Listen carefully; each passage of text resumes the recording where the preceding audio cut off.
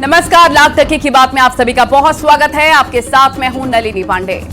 नमस्कार, मैं हूं आपके साथ मेनका चौधरी। तो सबसे पहले जान लेते हैं लाख टके की बात में आज कौन कौन सी खबरें हुई। लाख टके की बात में आपको दिखाएंगे अब कांग्रेस को योगी मॉडल पसंद है, क्योंकि कल जो फॉर्मूला यूपी में लागू हुआ अब वो कांग्रेस शासित हिमाचल प्रदेश में भी लागू होने जा रहा है। इसके साथ ही बात करेंगे योगी की दुर्गा भक्ति, विपक्ष को क्यों आपत्ति, क्योंकि मंदिरों में दुर्गा सप्तशती पाठ का विरोध मौलाना मौलवी के साथ कुछ नेता भी अब करने लगे हैं। वहीं बात होगी बुलडोजर की चाल, समाजवादी क्यों लाल, क्योंकि जब कोर्ट के आदेश पर बुलडोजर चला तो इससे परेशानी क्यों होने लगी। अगली खबर होगी कंगना का बयान, सियासी तूफान, क्योंकि कंगना रनौत ने कृषि कानून पर बयान देकर मानो सेल्फ गोल कर लिया हो।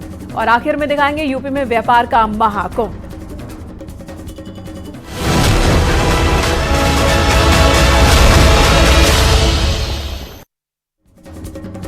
एक दिन पहले खाने पीने की चीजों में गंदगी की मिलावट करने वालों के खिलाफ सीएम योगी ने सख्त एक्शन लिया था।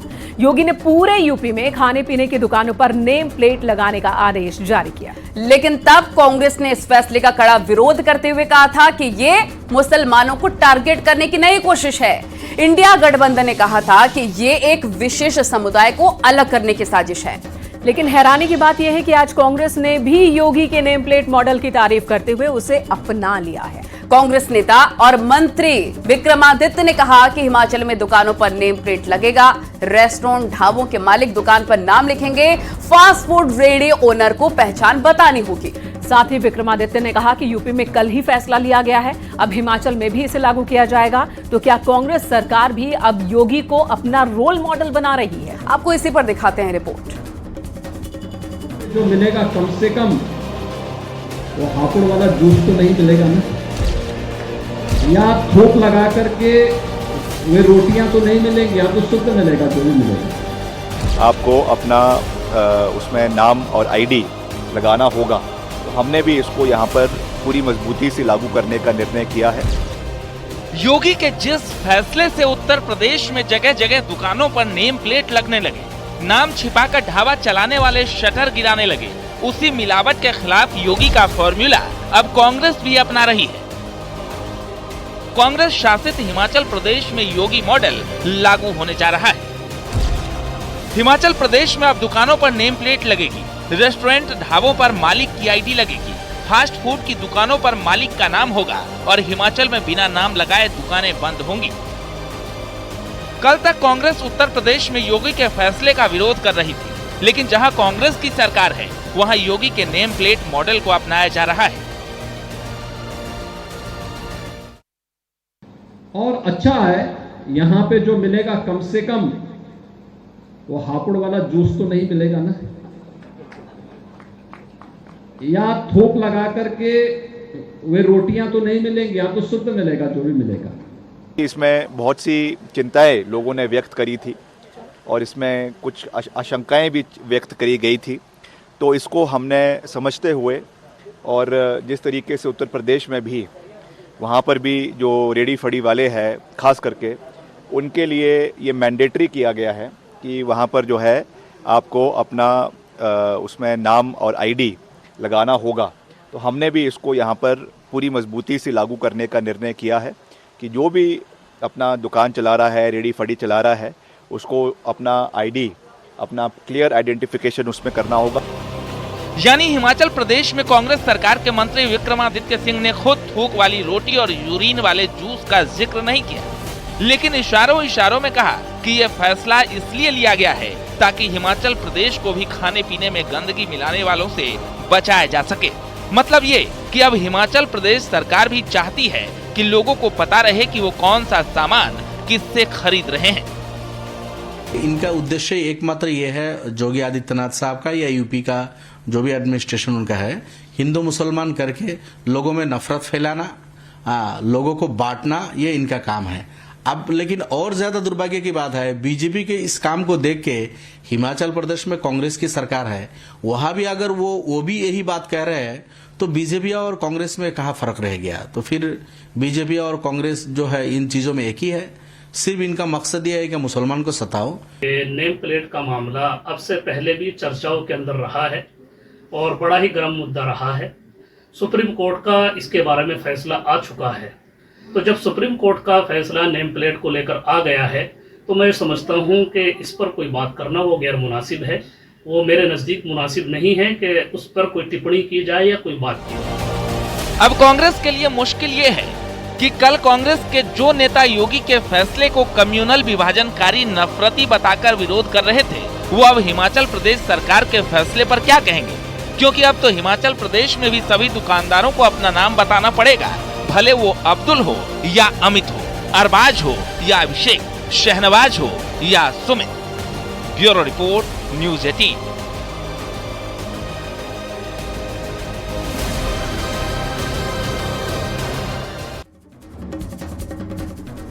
और उत्तर प्रदेश में योगी आदित्यनाथ के जिस फैसले से संत समाज, सच्चे सनातनी हर्षोल्लास में हैं, उसी फैसले से अब मौलाना मौलवी बौखला चुके हैं, क्योंकि यूपी में योगी सरकार अब वो करने जा रही है जिससे पूरा प्रदेश भक्तिमय होने वाला है और भजन कीर्तन की गूंज दूर दूर तक सुनाई देने वाली है। योगी सरकार ने फैसला किया है कि यूपी के मंदिरों में दुर्गा सप्तशती का पाठ किया जाएगा। मंदिरों में अखंड रामायण का पाठ होगा और इस आयोजन के लिए संस्कृति विभाग पैसा देगा और भजन कीर्तन के सारे खर्च सरकार की ओर से उठाया जाएगा। वहीं शारदीय नवरात्र के मौके पर इस आयोजन के लिए तमाम कार्यक्रमों की जिम्मेदारी सभी डीएम को दी गई है। अब सरकार के इस फैसले का विरोध हो रहा है। आपको एक रिपोर्ट दिखाते हैं कि विरोध कौन कर रहे हैं और क्यों कर रहे हैं।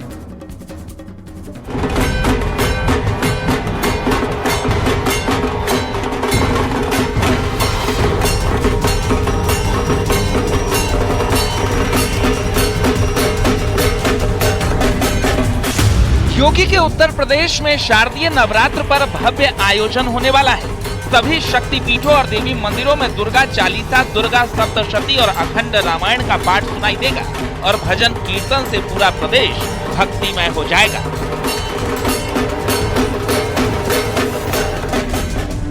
अब योगी सरकार के इसी आदेश पर कुछ मौलाना मौलवी को परेशानी हो रही है। कांग्रेस और समाजवादी पार्टी योगी सरकार के फैसले पर सवाल उठा रही है और विरोध जता रही है। अगर हिंदुओं के त्योहार भव्य तो मुस्लिमों के त्योहार क्यों नहीं? ये देश संविधान से चल रहा है, कोई सरकार भी संविधान से ही चलती है और संविधान सभी जातियों को, सभी धर्मों को अपने त्योहार मनाने में, पूजा पाठ करने में सबको आज़ादी देता है। नवरात्रि आ रही है, सरकार चाहती है कि सभी मंदिरों में शक्तिपीठ में माताजी की आरती हो, भजन हो, अच्छी बात है। लेकिन यही सरकार की जिम्मेदारी कि जब दूसरे धर्मों के, दूसरे लोगों का भी त्योहार हो तो उसमें भी उनको आज़ादी होनी चाहिए। इसके लिए उत्तर प्रदेश के संस्कृति विभाग ने तैयारी की है। जो प्रदेश के अंदर मंदिर है वहाँ इस दौरान दुर्गा चालीसा, दुर्गा सप्तशती और अखंड रामायण के पाठ और उनकी आवाज़ गूंजे, इसके लिए विशेष निर्देश जारी किए गए हैं। और जिन लोगों ने इस पे आपत्ति की है वो विघ्न संतोषी लोग हैं। हर चीज में विघ्न उत्पन्न करना, सवाल उत्पन्न करना और धर्म और जात से देखना उनका शगल बन गया है। दरअसल 3 अक्टूबर से शारदीय नवरात्रि की शुरुआत हो रही है। इस दौरान प्रदेश के मंदिरों पर दुर्गा सप्तशती का पाठ होगा। मंदिरों में अखंड रामायण का पाठ किया जाएगा। भजन कीर्तन के आयोजन किए जाएंगे। आयोजन के लिए संस्कृति विभाग पैसा देगा और कार्यक्रम की जिम्मेदारी सभी डीएम को दे दी गई है। लेकिन विपक्ष के साथ कुछ मौलाना मौलवी को इस आयोजन से परेशानी होने लगी है, जिस पर साधु संतों ने भी करारा जवाब दिया है। जब मुसलमानों का त्योहार आए, जैसे मुहर्रम है, ईद मिलादुन नबी है, शब बारात है, रमज़ान शरीफ है, तो इन मौक़ों पर भी इसी तरीके से उत्तर प्रदेश सरकार का संस्कृति विभाग आदेश जारी करे और ये कहे, स्पष्ट कहे कि मुसलमान भी अपने आयोजन करें, अपने प्रोग्राम करें, अपने धर्म कर्म के जो काम हैं, प्रोग्राम हैं, उसका बड़े पैमाने पर आला और शानदार तरीके से आयोजन करें। मुस्लिम नाम की चीज तो भारत में थी ही नहीं, तो फिर किस प्रकार से ये मुस्लिम लोग हमारे सनातन संस्कृति के जो पर्व आते हैं उनका विरोध करते हैं? मैं कहना चाहूँगा, जब पाकिस्तान और भारत का बंटवारा हुआ था, आप लोगों को पाकिस्तान भेज दिया और फिर भी आप यहाँ रह रहे। लेकिन मैं जानता हूँ भाजपा सरकार सबका साथ सबका विकास करती है और जब भी मुस्लिम त्योहार आते हैं तो निश्चित रूप से आप लोगों के उत्सवों की भी व्यवस्था सरकार करती है। खैर, जिस तरह से उत्तर प्रदेश में पर्व त्योहार के आयोजन पर सवाल खड़े हो रहे हैं, विपक्षी नेता फर्क समझा रहे हैं, उससे तो यही लगता है परेशानी हिंदुओं की आस्था से है, क्योंकि अगर सवाल उठने थे तो फिर बाकी मजहबी त्योहारों पर क्यों नहीं उठे? ये एक बड़ा सवाल है। Bureau report, news 18। Uttar Pradesh में बुलडोजर पर ब्रेक लगाने की विपक्ष लगातार मांग कर रहा था। कई विवाद भी खड़े किए, लेकिन बुलडोजर पर ब्रेक लगाना नामुमकिन है, क्योंकि इस बार कोर्ट के आदेश पर बहराइच में बुलडोजर एक्शन हुआ है और 23 अवैध निर्माण को मिट्टी में मिला दिया गया है। हालांकि अब इस बुलडोजर एक्शन पर भी सियासत हो रही है। इसी पर आपको एक रिपोर्ट दिखाते हैं।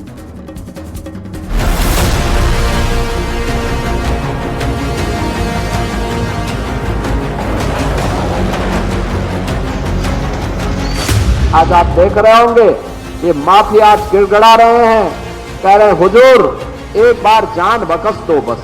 उत्तर प्रदेश में अपराधियों का एनकाउंटर।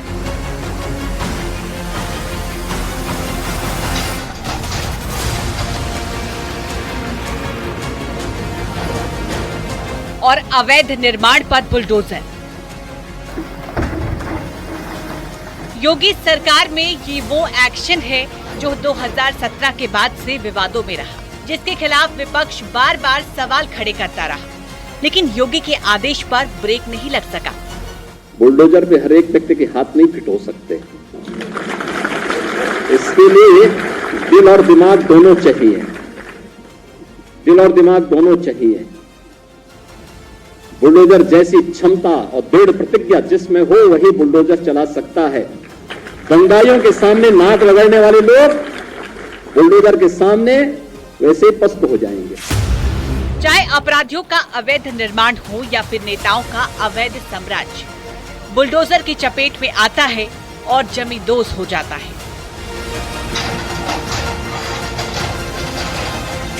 कैसरगंज तहसील के सराय जंगला गांव में लगातार बुलडोजर की कार्रवाई चल रही है। मेरे पीछे आप देख सकते हैं बुलडोजर से देखिए घर गिराया जा रहा है। ये घर 23 घर ऐसे हैं जो सरकारी ज़मीन को अतिक्रमण करके बनाए गए थे। तकरीबन ये 40 साल पुराने घर हैं। 2023 में इनको नोटिस मिला था, उसके बाद यहाँ के लोगों ने इसको खाली नहीं किया। एक महिला हाईकोर्ट गई, हाईकोर्ट से आदेश आया है, उसके बाद हाईकोर्ट का यहाँ पालन करा जा रहा है। तहसील प्रशासन के लोग मौजूद हैं, पुलिस प्रशासन के लोग मौजूद हैं, पीएससी बल मौजूद है। सारे सुरक्षा मानक हैं वो पूरा करते हुए उसके बाद बुलडोजर कार्रवाई की जा रही है। आप देख सकते हैं 3 बुलडोजर लगे हुए हैं। तीनों बुलडोजर द्वारा लगातार कार्रवाई की जा रही है और ड्रोन भी सुरक्षा मानकों का जो एक पहलू अंग है वो भी यहाँ पे देखिए उड़ता हुआ दिखाई दे रहा है। ड्रोन भी है। तो ये लगातार जो कार्रवाई चल रही है तहसील प्रशासन की तरफ से कार्रवाई चल रही है, हाईकोर्ट के निर्देशानुसार चल रही है। तकरीबन 23 लोग ऐसे हैं जिन्होंने 40 मकान इस ज़मीन को कब्जा करके बनाया था। तकरीबन 50 साल पुराने घर हैं, लेकिन उसके बाद अब ये कार्रवाई यहाँ चल रही है। घर गिराने की कार्रवाई प्रचलित है। कुछ ऐसी तस्वीर बहराइच से आई, जहाँ कोर्ट के आदेश पर सराय जगना कस्बे में बुलडोजर एक्शन हुआ। अवैध अतिक्रमण को मिट्टी में मिला दिया गया, क्योंकि सरकारी जमीन पर पिछले 40 साल से घर और दुकान बेधड़क निर्माण हो रही थी। ये जो कार्रवाई हो रही है वो सरकारी भूमि पर 3 गाटा संख्या थी जिस पर अतिक्रमण था। उसमें हाईकोर्ट का आदेश था कि उसको जल्द से जल्द अतिक्रमण मुक्त किया जाए। उसी क्रम में ये कार्रवाई की जा रही है। और कितने मकान हैं? इसमें 23 स्ट्रक्चर हैं, जिसमें से 11 दुकानें थी और 4 लगभग ऐसी जगह हैं जहाँ लोग नहीं रहते पर बाउंड्री वॉल वगैरह से घिरा हुआ जगह था। अब जब कोर्ट के आदेश पर बहराइच में कार्रवाई शुरू हुई तो दर्द समाजवादी पार्टी को होने लगा। सपा नेता ने कहा कि बुलडोजर के एक पुर्जे को सुप्रीम कोर्ट खोलकर गैराज में रख देगा और जनता भी इसका चुनाव में बदला लेगी। हालांकि विपक्ष के वार पर पलटवार भी जारी है। बुलडोजर पे क्या बोलें बुलडोजर बाबा पे। दोनों से जनता परेशान हो गई है। दोनों के एक पुर्जे खोल करके बुलडोजर के पुर्जे खोल करके माननीय सर्वोच्च न्यायालय गैरेज में खड़ा करा देगा, हमें उम्मीद है। और जो बुलडोजर बाबा हैं उनके एक पुर्जे खोल करके जनता किनारे बिठा देगी। योगी सरकार में जो भी एक्शन हो उस पर सियासी रिएक्शन जरूर होता है, चाहे वो कोर्ट के आदेश ही क्यों न हो। ऐसे में जिस तरह बहराइच में बुलडोजर एक्शन पर सवाल खड़े किए जा रहे हैं, अब उन सवाल खड़े करने वालों से भी सवाल पूछे जा रहे हैं। Bureau report, news 18। और अब बात बीजेपी सांसद कंगना रनौत की, जो अभिनेत्री से नेत्री बन गई, सांसद चुनी गई। लेकिन आज भी जब कंगना बयान देती हैं तो उस पर बवाल मच ही जाता है, विवाद खड़ा ही हो जाता है। अब कंगना के एक और बयान पर सियासी पारा हाई हो चुका है और सवाल ये उठ रहे हैं कि क्या कंगना रनौत के बयान बीजेपी के लिए मुसीबत बनते जा रहे हैं। क्या किसान आंदोलन पर कंगना ने बीजेपी को फिर से फंसा दिया है? कंगना ने ऐसा क्या कहा और उसके बयान पर कैसा सियासी तूफान मच चुका है, इस रिपोर्ट में देखिए।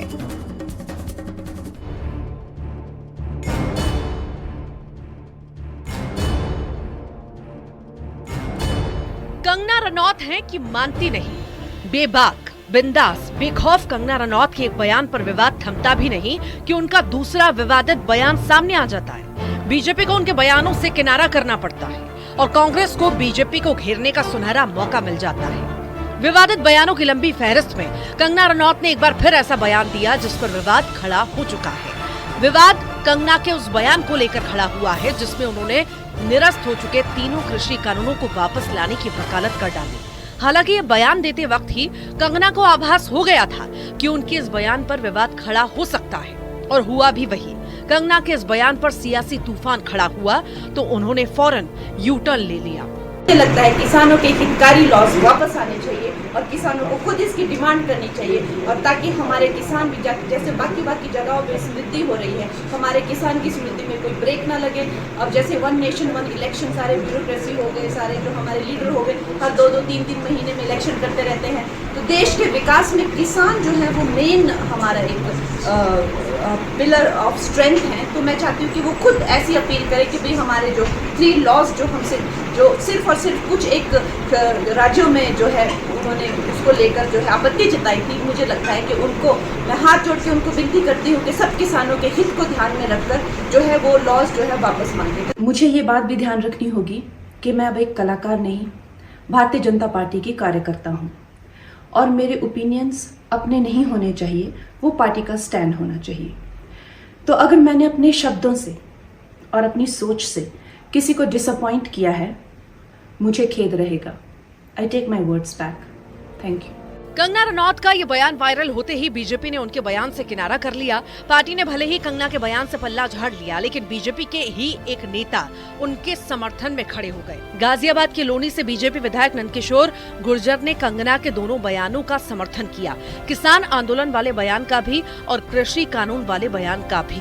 बिल्कुल स्पष्टता से कहना चाहता हूँ, ये बयान कंगना रनौत जी का व्यक्तिगत बयान है एवं भारतीय जनता पार्टी की तरफ से ना कंगना रनौत जी ऐसा कोई बयान देने के लिए अधिकृत हैं और ना ही उनका बयान जो पार्टी की सोच है 3 कृषि कानूनों को लेकर उसको दर्शाता है।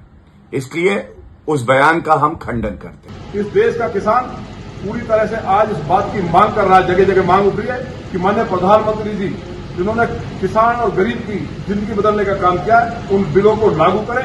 तो इसमें हम कंगना रनौत जी की बात का, अब मैं पहली बार नहीं कह रहा, मैं तो ये बात पहले दिन से कहता आ रहा हूं, उसका मैं पूरा समर्थन करता हूं। बीजेपी ने भले ही कंगना के बयान से खुद को अलग कर लिया और कृषि कानून वाले बयान को उनका निजी बयान बता दिया हो, लेकिन कांग्रेस भला ऐसा मौका कहां छोड़ने वाली थी, वो भी तब जब हरियाणा में ठीक 10 दिन बाद चुनाव है। पार्टी अध्यक्ष मल्लिकार्जुन खड़गे से लेकर राहुल गांधी तक कांग्रेस के तमाम नेताओं ने कंगना के बहाने मोदी सरकार को घेरना शुरू कर दिया है। ये बीजेपी के जो लोग होते हैं ये आइडियाज को टेस्ट करते रहते हैं। ये किसी से कहते हैं कि आप ये आइडिया पब्लिक में रखिए और फिर रिएक्शन देखते हैं। यही हुआ है। उनके एक सांसद ने किसान कानून, जो काले कानून थे, उनको रिवाइव करने की बात की। क्या वो किसान के कानून रिवाइव करेंगे या नहीं? और अगर करेंगे तो फिर मैं आपको गारंटी दे रहा हूं कि इंडिया गठबंधन पूरा इनके खिलाफ खड़ा हो जाएगा। राहुल गांधी के बयान के बाद इंडिया गठबंधन के नेताओं ने भी कंगना को अपने अपने तरीके से घेरा, जबकि एनडीए के सहयोगी दल जेडीयू ने कंगना पर कार्रवाई की मांग कर डाली। तो वहीं चिराग पासवान कंगना का बचाव करते नजर आए। बॉलीवुड से सियासत की पारी शुरू करने वाली कंगना ने पहली बार अपने बयानों से पार्टी को मुश्किल में नहीं डाला। इससे पहले किसान आंदोलन को लेकर कंगना ने कहा था कि जो किसान आंदोलन हुए वहां पर लाशें लटकी थी, रेप हो रहे थे। इस बयान पर भी खूब सियासत हुई थी। अब जबकि हरियाणा में चुनाव हैं, कंगना के बयान को विपक्ष ने मुद्दा बना लिया है। Bureau report, news 18। यहाँ रुकेंगे एक छोटे से ब्रेक के लिए। खबरों का सिलसिला लगातार जारी है।